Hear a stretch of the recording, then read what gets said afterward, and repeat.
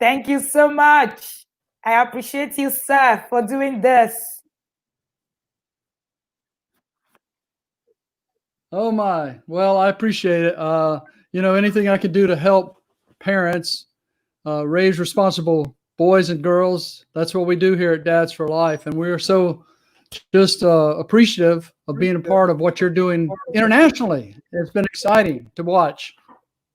Awesome. Thank you, Kate. So we're here and we are live. We're live for the TIP annual conference. This is the second day 5, and we have the second session right now with Kate Jowers. So I'm going to just tell you a bit about my friend all the way from the United States of America. Okay, I'm sharing with us today at the Intentional Parent Conference 2020. So I'll be reading a bit about Kate. Kate is a dad coach, and he's an entrepreneur. He's the author of 4 books, including Meet Officer Kate's children's book and Daily Connections. He runs a radio show and a podcast. Auctioneer, he's a host, and he's the founder of Dads for Life. He's an international non-profit that helps dads connect life with purpose while investing in their greatest asset on earth, their children. Kate was raised in Jacksonville, Florida, and he still calls it home today, but he didn't have that idyllic, childhood that helped him see how awesome dads can be. So Kate's father died when he was only 11 years. He knows what it's like to grow without a dad or the connection to a male figure who could speak into your life. While he appreciates his mom's influence in his life, Kate understands firsthand the impact of an absence of a missing father in the child's life. While he spent years planning to be a dad he never had, Kate found himself in a place he never wanted to be, a dad who was getting divorced. He struggled greatly because he didn't want his daughter to grow up without him in his life.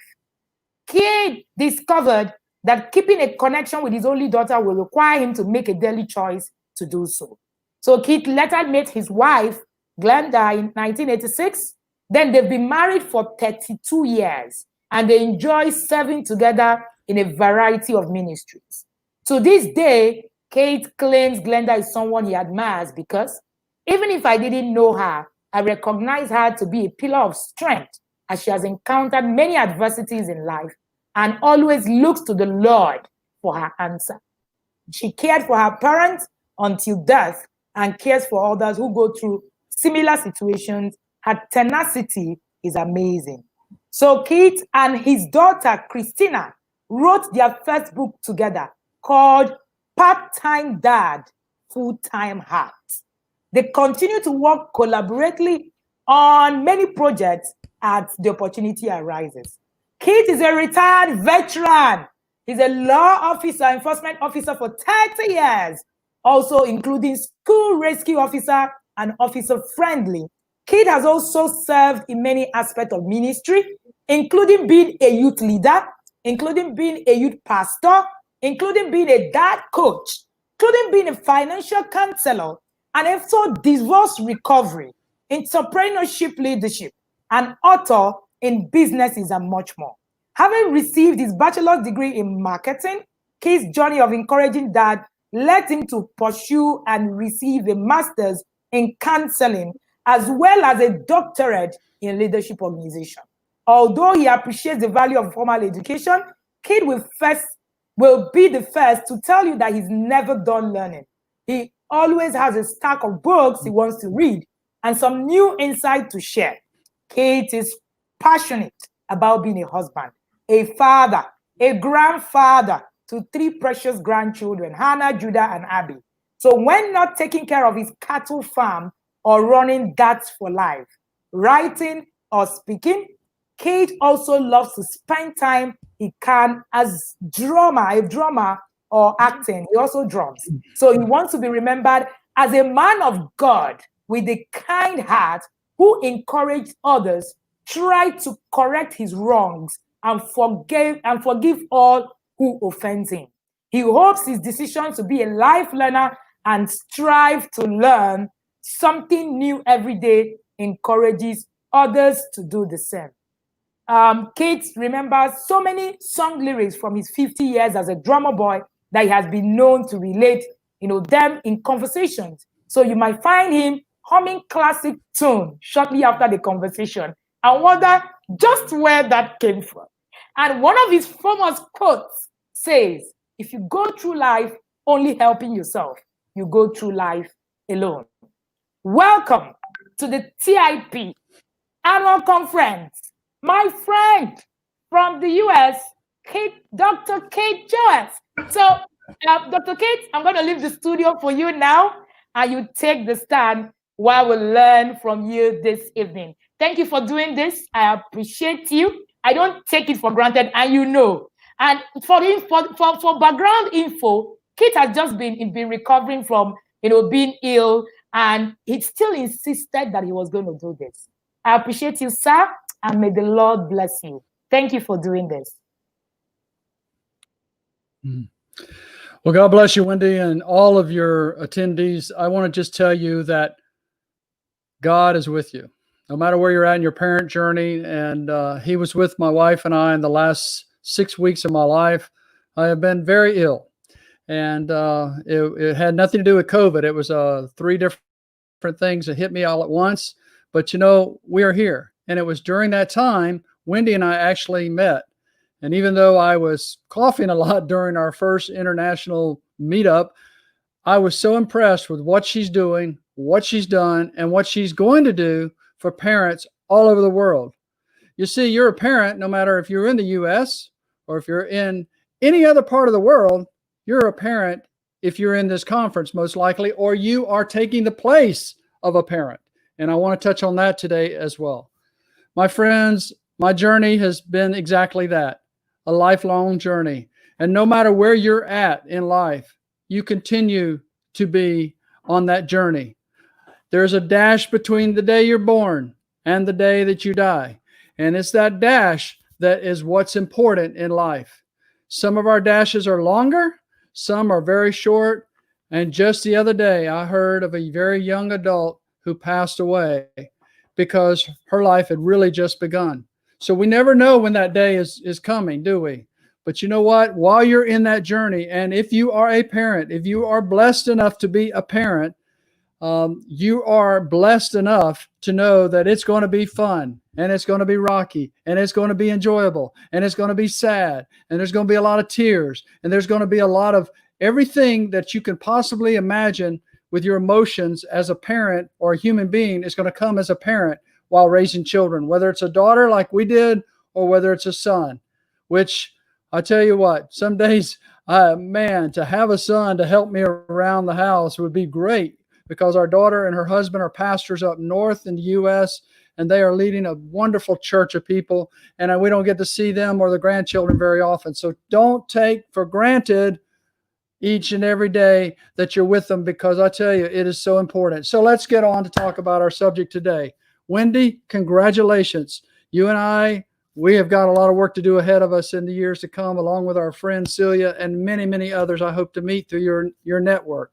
But raising sons to be responsible dad, or raising dads from being a responsible young man that you're going to teach, that's our subject today. And our goal today in attendance is to, whomever may hear this, is to imagine. And I got a sign out for you that says imagine. And here's what I want you to imagine, that we're back to the future. There was a movie from the 80s produced here in the U.S. called Back to the Future with Michael J. Fox. And I'll tell you, it was kind of a fun movie to watch, because you're going back to the future, or you're going ahead of time or behind time. And some days we wish we could go back a little bit, right?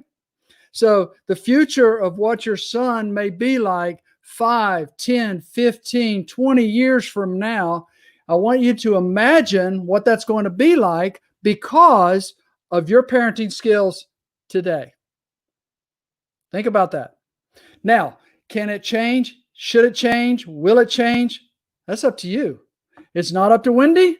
It's not up to me or any of these wonderful speakers that I've heard this week in this conference. It's up to you. And sometimes we have to consider, do we have to change first, right? I had to change. I still change all the time. So we want to raise dads who raise wholesome children, all right? Because if you're raising a dad, at one point that dad was a child. And it's that child that's going to learn those things from his parents and his family structure that is going to make him a responsible dad down the road. So do your current parenting skills today award a son for you to be proud of in those years ahead? What about if you're raising a daughter? And I'll touch on that a little bit because that's who we raised. What if you raise your daughter enough with good skills to be proud? Then you're proud because you've taught her how to look for the man that we're talking about today. It's not our job. It wasn't my job as a dad to teach my daughter how to be a lady. It was to teach my daughter how a lady should be treated. And trust me, you can look on the news any and every day, no matter what country you're in, and you can see a lot of boys that you wouldn't want your daughter to be around. But also, you can also look at a lot of sons who you definitely would have to tune up to be a parent for them, right? Because they would embarrass you, they would hurt the family name and so forth. So your skills, you want to fine tune them to be the best that they can be, to raise the young man to be a responsible dad and man later in life. Because I call it the ripple effect, my friends. If you throw a pebble in the water and those ripples go out, are you throwing out a pebble of anger, of hatred, of anything that's just not right with God? Are you teaching that as a parent? Probably not if you're in this program, because you want to learn the best skills out there. And Wendy has gone out of her way, her and her team, to make this the best conference for you. So I want you to think about that and imagine, because that was a great song from 1971 that John Lennon from the Beatles from the UK, they wrote that song, Imagine. And it was during that difficult time in our world where we had that war going on and so much discourse, kind of like today, right? But you know what? We can imagine for a better place. We can imagine for a better country. We can imagine for a better world. But you know where it starts? In our imagination for a better home. Teaching our children respect, honor, and all those things that really are important in life. Because one day that dash is going to close. And when that dash is closed, my friends, it's your children. What are we leaving behind? I've been known as a legacy mentor. I teach about legacy, and you want to find out more about that, you can reach out to us. No matter where you're at in the world, you need to leave a legacy of love and a legacy of just values and morals that you know are right. You want to leave that. Not just money, not just land, not just homes, not just cars, but a legacy of love. So you want to raise your son to be that kind of man. You want to raise your daughter to look for that kind of man. Being my subject is raising sons, I want to try to stay on that topic with you today. But I had to make a determination in 1983. I had to make a decision. Now, there was a mention of me doing a little acting, and there's a new movie coming out that I got a little part in called Decisions. We're going to be making decisions in that movie about life and so forth. And guess what? I'm playing a dad. I thought that's kind of interesting how that all worked out. So I decided on that day in 1983, when I walked out of that courtroom, I walked out with a decision that I didn't just divorce my daughter. I walked out knowing what her mother wanted was that, but I decided I wasn't divorcing my child, and I was going to be involved in her life no matter what. I looked at God and I said, God, I'm going to probably let you down a few times, but I don't ever want to let my daughter down, because I know that it is important for I'm sorry, I've kind of, hold on a second. There we are. I don't know what happened. My screen disappeared. I wanted to know that my daughter was going to be all right, because I was going to be involved in her life no matter what happened. And I can tell you, it was that day I had to make that decision. You may be at that crossroads. Parents, you may be at that crossroad to make that decision today. So it was my child, whether it had been a son and she was a daughter, but no matter which gender, I was determined that I was going to be a part of her life. And by doing that decision, making that decision, I didn't realize that years later, I would help four dads, which is in our logo, through a divorce, help them to be involved in their children's lives. And because of that little seed of faith of helping those four dads, I did not realize that many, many years later, that God would turn it into an international ministry called Dads for Life, helping thousands. And it's not the numbers that really ever meant anything to my wife and I. It's, are we changing somebody today? If you go through this life helping only yourself, you go through life alone. Do we want our children to go through life alone? No. And one day you might be fired as their parent to raise them up, but you want to be that consultant for life that's going to help them make those decisions. I just got off the phone just before this broadcast with our daughter, and she's got 3 children of her own, and she's a minister up in North Florida, but we just had a dad-daughter chat. You want to have those dad-parent son chats and parent-daughter chats as you get older and as they get older, because that dash is closing up, my friends. I believe as a parent, and especially a dad, your child must learn respect. Where are they going to learn it? From the TV, the news, the programs they listen to, the music they listen to? No, they're going to learn it from you. Do you have to work on your respect? You see, I look at everybody with the same respect until they decide they want to lose it, right? When you lose your respect, it's very hard. I used to tell kids, I worked with kids for 18 years in the school system as a law enforcement officer. And I would tell them, hey, you did this to your teacher. You did this to your parent. Okay. So you lost that respect right now. That trust is hard to gain back. It can be gained back. You can learn to gain your respect back, but it takes time. So I believe as a parent, as a dad of a son, or a mom as a son or a daughter, right? You as that parent have to continue working with them and teaching those values, teaching that respect, but you may have to learn it on your own. A good teacher is one that keeps learning. That's why I'm a life learner. I try to learn and imagine helping somebody each and every day. And you can only do that, my friends, if you continue to learn yourself. We got to go through life each day anyway until the Lord takes us home. So why not go with a positive attitude and learning? Like Wendy. I know she's got to be tired with all these teachers every day, but she loves what she does and she has a passion. And there's 2 important days in your life: the day you're born and the day you find out why. You see, my friends, life is like a vapor. The Bible says life's like a vapor and it's gone. And when it's gone, you try to make tea on the stove and you see those vapors come out and then they disappear. That's how life is. I used to think 50 years old was old. I don't anymore. I remember that year, that decade. I remember that, but I don't think it's old anymore. So we have to promise ourselves to do the very best we can each and every day, my friends. If we promise our child, and this is very important, children are going to do, by the way, what they see you do and not what you say you're going to do, unless they go together. If we promise our child to do this or that, or we promise to come to their school event, or we promise to come to their sports event, or we promise to take them fishing, or we promise to take them here or there or anywhere, and something came up, or we forget, or we decided, it's just not important, we'll do it another day. Especially as a single dad, your children are going to remember that.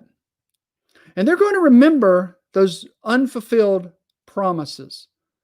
And promises or agreements mean nothing to them anymore. And when they start to not mean anything anymore to them, they're not going to start hearing you on anything you're trying to get across to them. We all make mistakes. We all need to change. At least I do. And I'm way past that 50 now, by the way. But we need his help. We need God's help each and every day.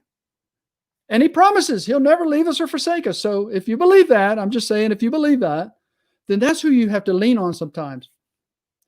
So how, Dr. Keith, can I do that? I'm a single mom, I've been asked. Well, even more so, because God definitely hears a single mom.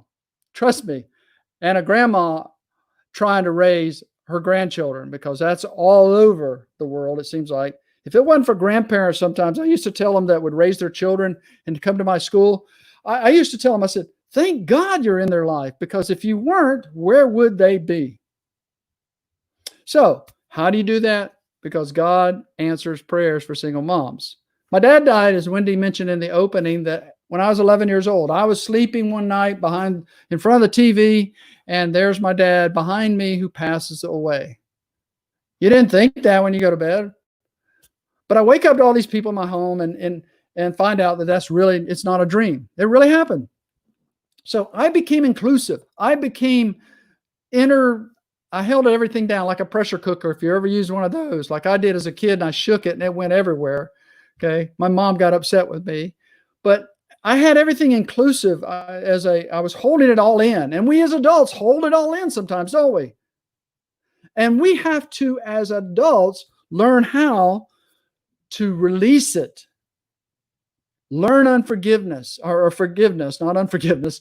Learn forgiveness of things that bother us and hold us back. Because while doing that, I held everything in. I had 2 bullies pick on me at school, and I got in trouble at school a lot. Well, not a lot, but more than my mom should have dealt with. And I took care of those 2 bullies one day, and they never bothered me again. I don't recommend that. But see, when we hold things in and you don't help your children work through the problems they're having, then it can be very difficult, my friends, for them down the road. Talk to them about what's going on in school. What's going on? I mean, don't harp on it. Don't be like all badgering all the time. But just if you teach communication, if you work with them on a daily basis, and that's why we wrote the book, Daily Connections. It can be found on Amazon or whatever. But by the way, Wendy, I'm going to let you choose it, but I'm going to give away one of these somehow. If you want to do a pull out, you just tell me who to send it to, and I'm going to send them one of them. But you want to make those daily connections. And if you do, you can talk about anything. I've heard it talk about sex on the programs here. I heard them talk about pornography, and that's a huge, huge problem for boys and girls, unfortunately. So you can make those daily connections. You can talk to them about anything, because when their friends get them going down the wrong direction, you, my friend, want to be there to help make sure they don't fall in that ditch, right? So let me share a story about why God listens to moms. At 16 years old, my hair was long. I was kind of doing my own thing, but I wasn't that much trouble. I was in a little trouble, but not much trouble. And I went to go camping with friends. 2 friends had pulled up in a truck, and they said, "Oh, let's go." I said, "Okay, let me call my mom, tell her." So I went in the house. That was back when it was on the kitchen wall. And I called her and I said, "Mom, I'm ready to leave." She said, "Honey, I've had a premonition." She had a feeling. And if your mom ever has a feeling, then you know what that means, right? So I said, "I'll be all right." Well, I hung up the phone. I went out and I touched the truck handle, and I got sick, extremely sick. I about passed out. I was nausea, getting ready to get really sick. I said, "Guys, I can't go." Something happened. I went back in the house, went to bed, and I found out that had I gotten that truck 12 hours later, both boys were killed when that train hit right where I'd have been seated had I gotten that truck. So I wouldn't be here today, obviously, but I know that God hears the prayers of a single mom, because she was a widow now trying to raise me, and it had been 5 years since Dad died. But I had no mentors. I had nobody teaching me. My 2 older brothers were doing their own thing. Not that I blame them. I just know that nobody was there. I didn't know God would use me as a mentor to kids all those years as a law enforcement officer. I didn't know that God would use me as a mentor to dads and trying to keep them involved in their kids' lives after divorce. I didn't know that we would reach all these thousands of moms that are single moms that are trying to do both roles. You raise children to be responsible dads, or sons to be responsible dads, because we're trying to break that cycle. The cycle's huge. And quite frankly, I'm tired of riding that cycle in our world. I'm tired of seeing that. I'm tired of turning on the news and seeing young men acting like crazy, all the violence that's going on in our world. You're not going to change people's minds sometimes unless you're giving them something better to work for. So you want to be that parent who's encouraging and promising or a positive influence in your children's lives. Because if you do, it's going to be rewarding for them, for your future, because one day they might have to take care of you. Remember that. And for your grandchildren. Think about your grandchildren who you may not even have yet. Boys are tough. I'll just tell you, boys are tough. My mom had 4. One died early as an infant.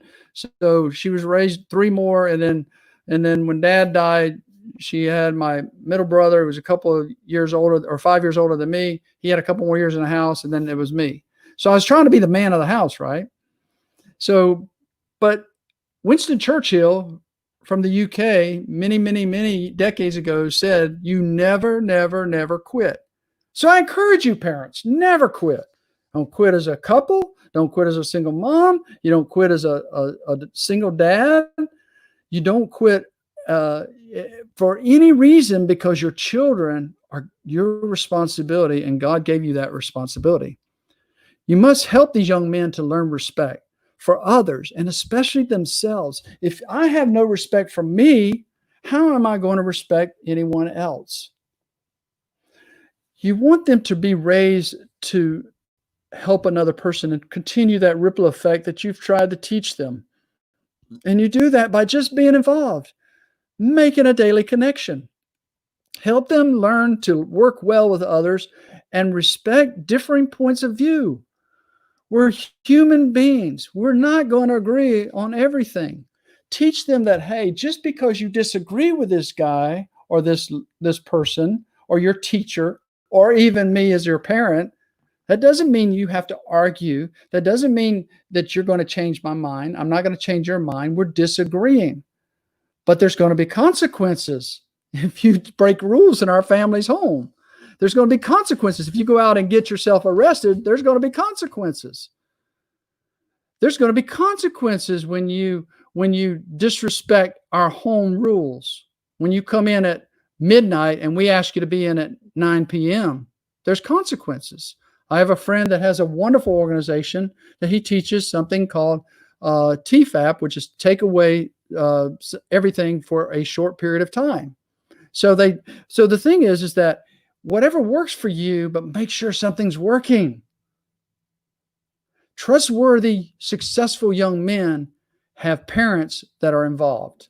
And they need to live up to their commitments, and we have to teach them to live by ethics, to teach them to have confidence in themselves and others. And people are going to let you down. Teach them. People are going to let you down. Has anyone ever let you down? I'm sure they have. I got people who owe me money.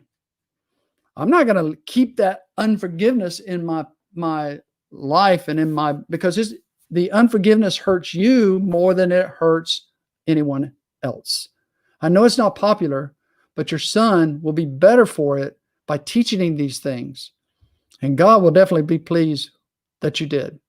So let's talk about raising your boys so they're comfortable with their emotions.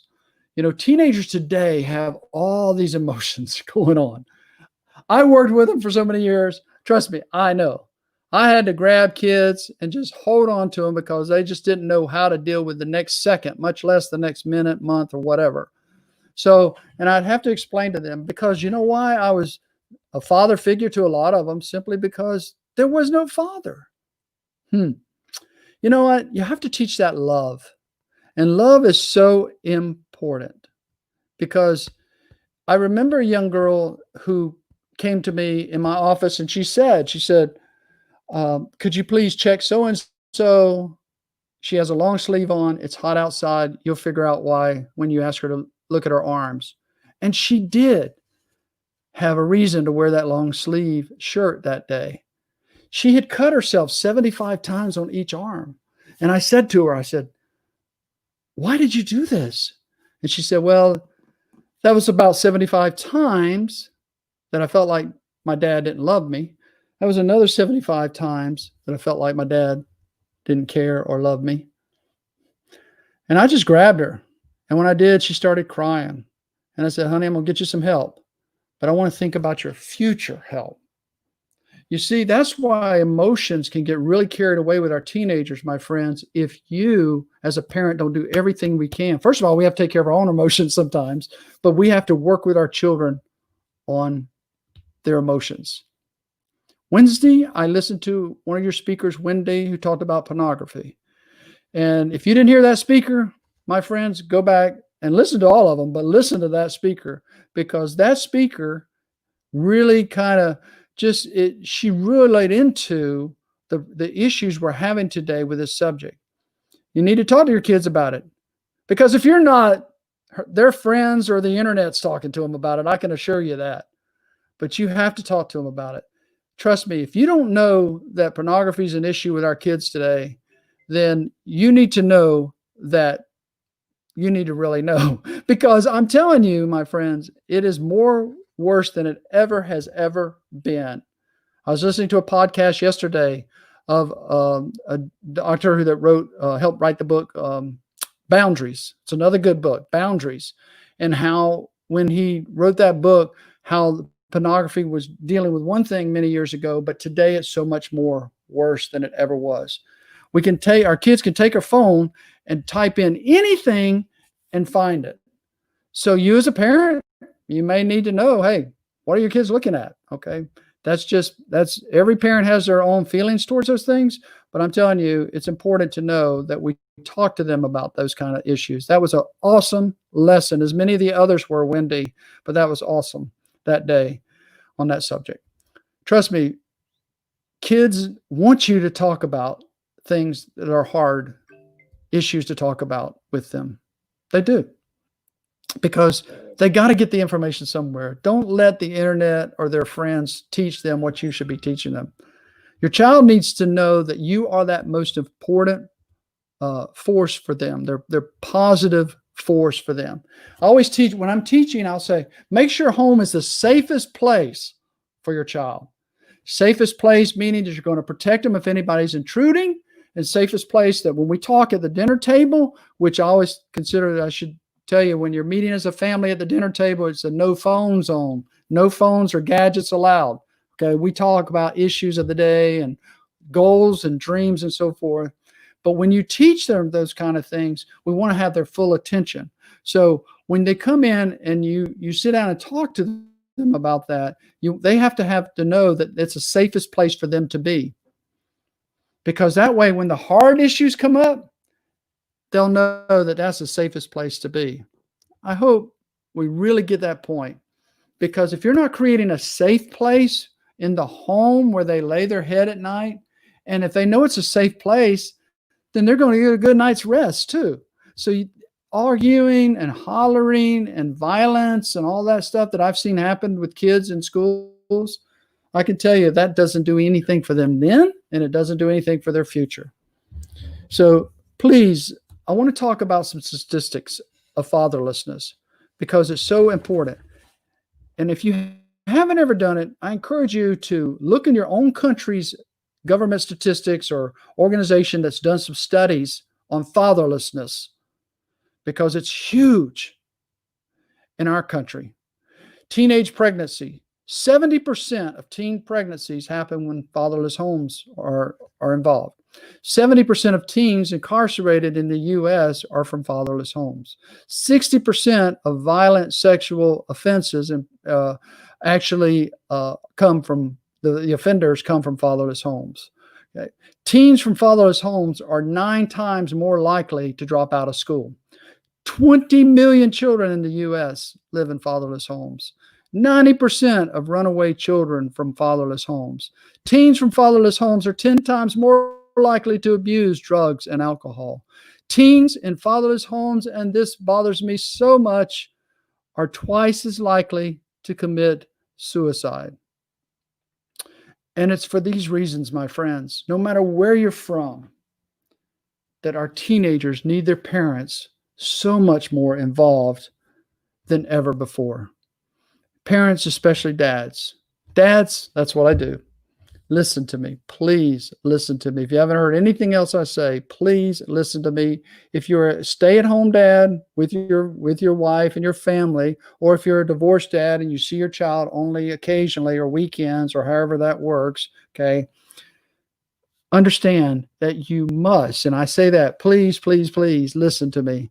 Stay involved with their lives and tell them you love them often, and tell them by showing it sometime and hugging them. And I know a dad used to just kiss his son right on the side of the cheek, because they have to know that there's positive affection coming from their homes. So back to raising boys to be great men. So I want to talk to you on some things just to kind of highlight what I feel like we should talk about to our boys. Talk to them about sex. We've heard that in the past sessions here. However that's done, I know some single moms, they'll sit down and just tell them like it is, okay? Because they're pulling both roles. I want you to think about refining maybe the way they see the opposite sex. Because it's really, remember when I was saying earlier, it wasn't my job to teach my daughter how to be a lady. It was to teach her how a lady should be treated. If you have a young man coming to pick up your daughter, the young man that you possibly would raise if you weren't involved with them, that would sit outside and just, hey, come on out, or blow the horn or whatever, that's probably not a good young man for your daughter to start hanging with, okay? So you don't want to raise that kind of guy. You want to work on them being understanding of others' feelings too. I know at a drop of a hat, people's feelings can get hurt today. And that's just the way it is. But I try not to let people upset me in any way. And if people disagree with what I teach, it's fine, because, hey, it's okay to have a difference of opinion. Wow. It's okay to have a difference of opinions without causing hatred and violence and so forth. So talk to them about sex. Talk to them about respect. Teach your son about equality. Contrary to what you hear today politically or other people's opinions, I want everybody to have equal positioning, equal rights. I mean, everybody has a dream. God gave us all a dreams. Jeremiah 29:11, for I know the plans I have for you, plans to prosper you, plans to give you a hope for the future. Do we ever need hope in our futures for the world today? Wow, we sure do. Number 3 is explain what masculinity is.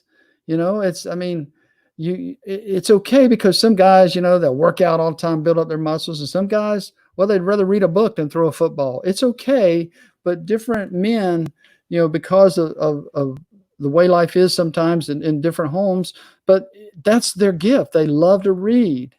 And it's okay, because not everybody's going to be a star athlete. Not every young man's going to be a star athlete, but you find the gifts that God put in them. And whatever God has led them to do, or the dream that's been built inside of them, guide them and direct their steps, give them the pros and cons about each step. Number 4, educate your boy on accountability. Raising a responsible dad one day is by teaching your children that there's accountability. Remember, we talked about, hey, you break our rules in our home, well, there's accountability to that. If you want your son to become a good man, tell him to just, you just basically got to learn how to deal with life as it comes. Number 5, honor your son for who he is. You honor his son for who he is and his gifts and his talents. Remember, not everybody is mature at the same levels. And most guys, not until they're 25 or even 30 sometimes. Now, I've met some of them that might be a little bit older than that, but at some point they got to mature. But remember that they don't really fully mature until around that 25. Okay, that brain's still growing. That's why I'm a life learner. I want to learn everything I possibly can, even in my past 50 age that I am today. Everything starts in the home. We talked about that. So if you teach them, about their gifts and everything in the home, then they're going to be assured, because home's the safest place to be, right?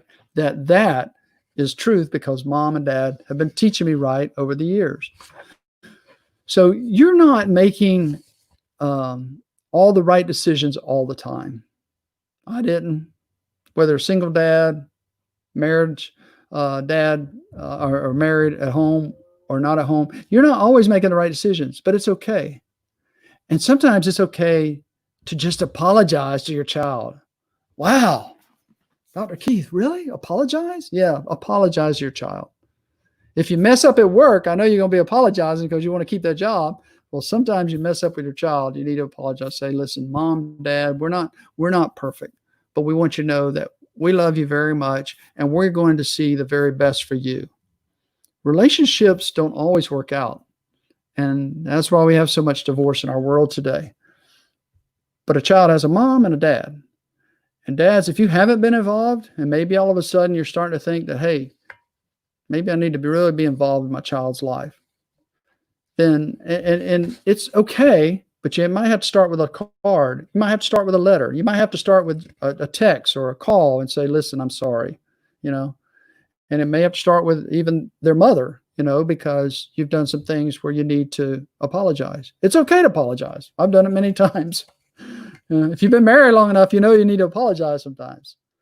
But parents, we can be the role model that we need to be, that God's called you to be. We can teach them about responsibility, about planning for their future. Teach them about money. Please teach them about money, because I don't have a money tree. Okay, I've heard the parents say that. I don't have a money tree out back, okay? Because they think everything is, if you got a checkbook, you got money. Well, we know that's not true. So you want to teach them about money. We have a program called The Edge where we take a parent through, or a person through 3 months to teach them finances biblically. And you got to teach them responsibility and accountability for their money. Teach and model respect, because we talked about doing that. And we want to teach them about being trustworthy. Remember, we talked about it. You lose a trust, it takes a long time to get back. And you want to make sure that we help them learn about self-discipline. You got to discipline yourself, because if you don't discipline yourself, sometimes it can get you in trouble, right? Set up some rules and let there be consequences if they break the rules. You're not doing it because you're the boss, right? As a parent, you're doing it because you want to teach them responsibility, my friends. Teach your sons compassion. Teach them that it's okay to disagree with people, because you've never walked in their shoes. My wife and I have mentored and helped a young lady now who is almost 30 years old, since she was 16 years old when we first met her. She's had 2 prosthetic legs now since she was a young girl. She's had 75 surgeries in her life. And she walks around with an attitude like, God knows I don't have any legs. See, my friend Zig Ziglar, who's an international motivational speaker, he died 6 days after my mom in 2012. He said that your attitude will always determine your altitude. She is the most respected young lady, and she walks around with these 2 prosthetic legs. She has back issues. She has other problems going on. But then she saw her nephew being put up for adoption. You know what she did? She stepped into that plate and she says, he's not leaving our family. As a single mom, never been married, she decided that she would adopt her nephew as her son. You see, it's the attitudes that we have on life. And if you have a good attitude about raising your son to be a responsible dad, it's going to work out for you, even if you make mistakes. I'll end by this and turn it back over to our host, Wendy. I did a show the other night. I'll do one tonight called, I do a Friday Night Live show with Keith Jowers, but then I do a Dad Daily Connection. You can find out all this at our Dads for Life, Dads number 4 Life studio, and or .com. And with that being said, I did a show called Transforming Love, where we need to transform love. We need to work on things that we have to work on in ourselves, and we have to teach love. Because we're defining that word transform. That means changing the way we're looking at things. You want to lose a lot of weight, you've transformed your body to better health, right? To make a dramatic change in your life, your appearance, your character. Maybe it's transforming your attitude. Maybe it's transforming your parent skills. Maybe it's transforming your respect for others. Maybe it's transforming to give somebody else a second chance because you know you've needed about second, third, fourth, fifth chances, right? Transforming others by in your lifestyle, how you treat people, how you look at things, how you know that everybody's not perfect. Transforming how you decide to change and love and disagree on disagreements. You can transform how you can disagree, but agree that everything's going to be all right. Whether it's politics or race or divisions of any kind, we must unite. Love makes a difference in your city, state, and county or country, no matter where you're at. And perhaps if it starts with love in your home, then we can change the world. Two things really quick.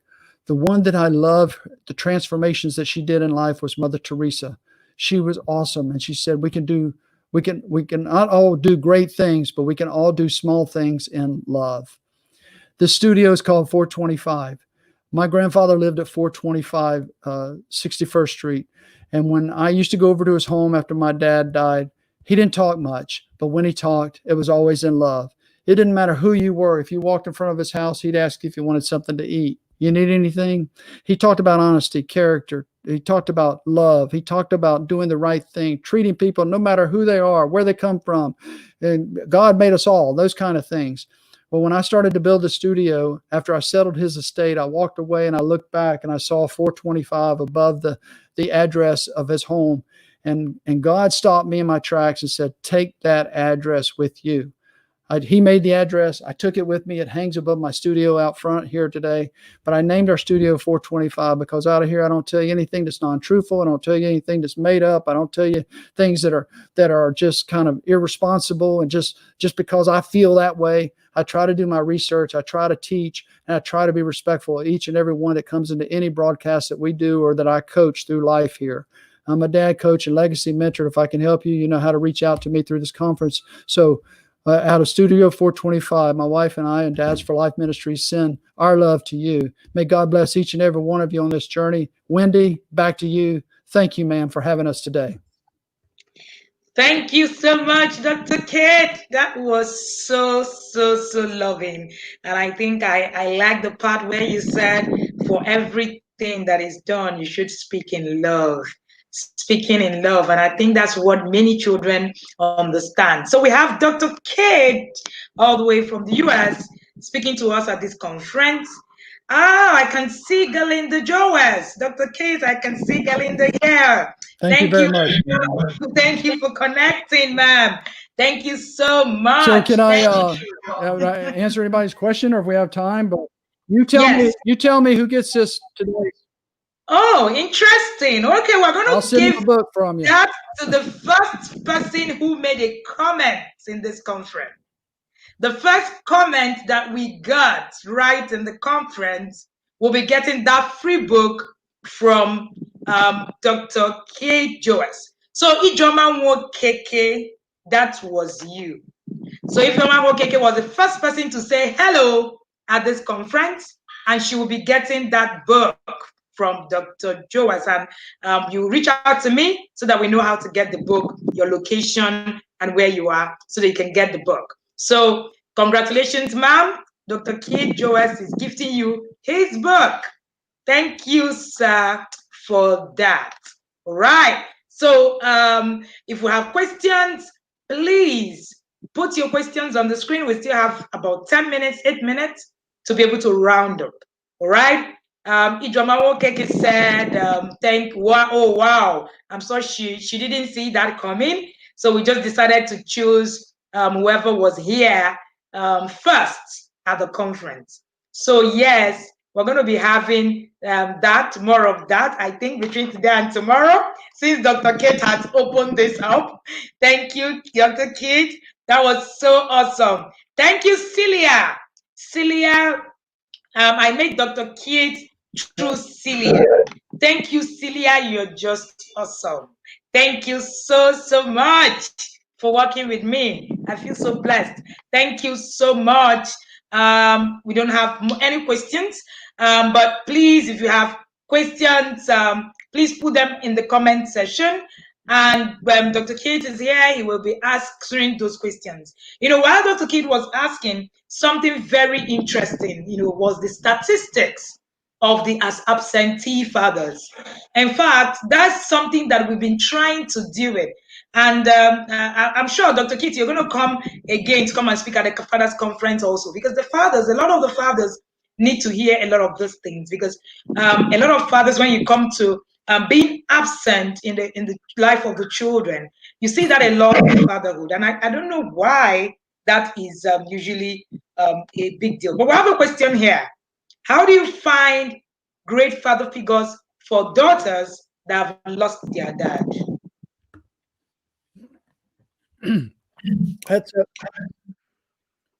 That's a good question.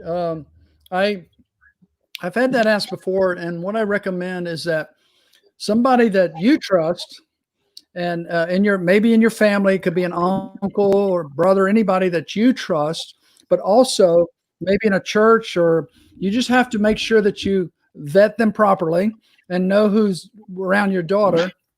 But there's always somebody, I think, just trust God to find that person for you to be that mentor. Yes, they need somebody. It could be a grandfather, it could be an uncle, brother, someone at church, or maybe your pastor, or somebody in the community that you know as a friend. That there's somebody that you know that you can trust to have some time to speak into her life. You want somebody speaking positive into her life, because the kids get enough negative from around the world. They need somebody positive. Okay, so we don't have any question. I think that that question is usually very, very prominent in the academy as well, where people are asking, what else can I do? Because the risk of getting people involved, parenting who are not the child's father, especially in the face of abuse, can really, really be a big deal. But I think that answer was really profound. But Dr. Kate, can you share? There's one thing that is very prevalent, I know, among parenting, among parents in parenting, where a lot of people find it difficult to get their spouses, their dads involved. What are some of the tips that you can share that can help mothers be able to do this? Well, let's get that magic wand out. Because sometimes that is a tough thing to do. But you know what? I used to have a mother that would, or a lady that would say, I share she was from Indonesia, and she was following me. She said, I share everything you do with my husband. I go, don't do that. Okay. You can't force it down them. You have to spoon fed it, basically. And during all this sickness, my wife was spoon feeding me some medicine. And I was saying, I'm tired of this medicine, right?